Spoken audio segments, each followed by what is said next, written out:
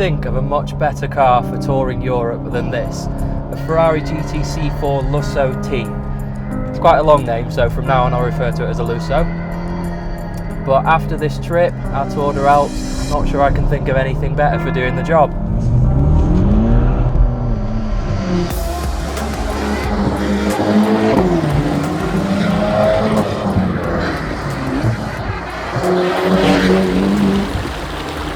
It's always interesting to see what sort of cars people bring on these trips, because you get such variety.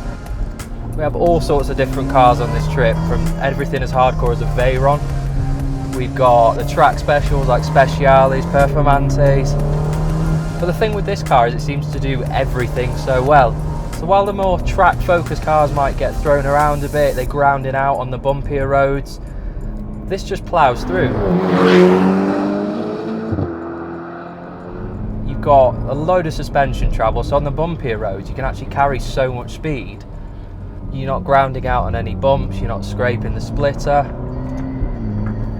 And as well as that, when you do get onto the longer stretches you do when you're crossing continents, it's just so comfortable. The seats are brilliant. In fact, we got picked up from the airport in this car, sat in the back, about a half an hour journey into Geneva, and I couldn't believe how much room there was. It's so comfy back there. So it's got 4 seats, it's quite supple, it's quite comfortable, or very comfortable. So that might have you asking, is it a proper Ferrari? Because it is a big car, this. But actually, when you get it on these sort of roads, even the narrow ones, to me, it feels perfectly manageable. It sort of shrinks around you. The bonnet's so long, but when you're pointing it into corners, it's fine. You know, the steering's typically Ferrari. It's so quick, just darts into corners. And for me, it is every bit a proper Ferrari. You can probably hear one particular thing about this car, being the T. It is a V8 twin turbo rather than the V12 you get in the normal Lusso, and you used to get in the FF as well.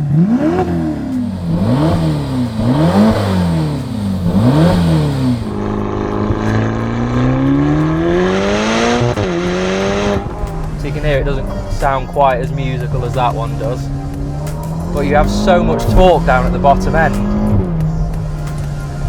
It is a really quick car. It's about 600 horsepower.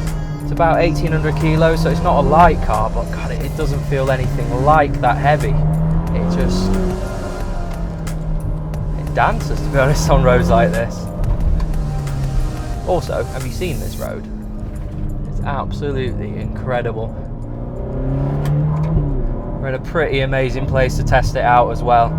We're on the highest paved road in Europe, the Col de la Bonette. Goes up to about 2,600 metres to a ridiculous viewpoint. So I'm not going too hard because there are some massive drops down there and down there. But that's where another part of this comes in. It gives you so much confidence. The T is rear wheel drive, whereas the V12 model's 4-wheel drive. Honestly, out of these hairpins in first gear, you can just nail the throttle. It just goes, it just digs in. It digs in almost as if it was 4-wheel drive. It can slide a little when the boost kicks in at first. You've sort of got to be ready for the boost to kick in because it's quite aggressive. But yeah, it's quite an experience when it does. It's just such a composed car. Yeah, on a road like this, there's not really a lot of margin for error when you look over the edge. But the steering and everything about it gives you so much confidence. The carbon ceramics, they're just with you all the time. And the interesting thing on these sort of roads is the track specials that are here with us are actually no quicker on these roads, because this can take all the little bumps, it doesn't get thrown off, it's got so much usable power with that turbocharged torque that it's every bit as quick as those cars.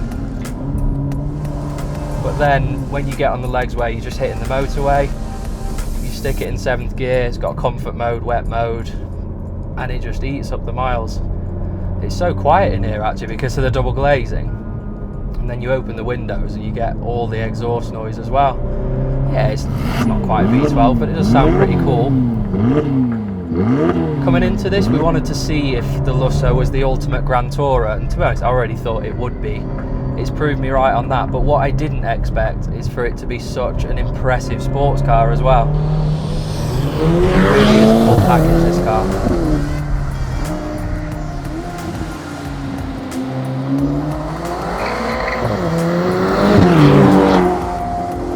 quite a tough choice for me because the V8's rear wheel drive, that can have a bit of fun, but the V12 just sounds incredible. And for most people, the 4-wheel drive probably works well with the character of this car. You know, you could use it for going to ski resorts in the middle of winter, put some winter tyres on it, and it'd probably go anywhere. And I think that really just summarises this car. It does pretty much everything. It has been properly awesome driving the Lusso on some of the best roads in Europe on Tour de Alps. We've still got a couple more days to go, so I'm pretty excited for that. Going down to Monaco in this, I think it'll fit in pretty well down there. Honestly, we couldn't wish for a better car for the job.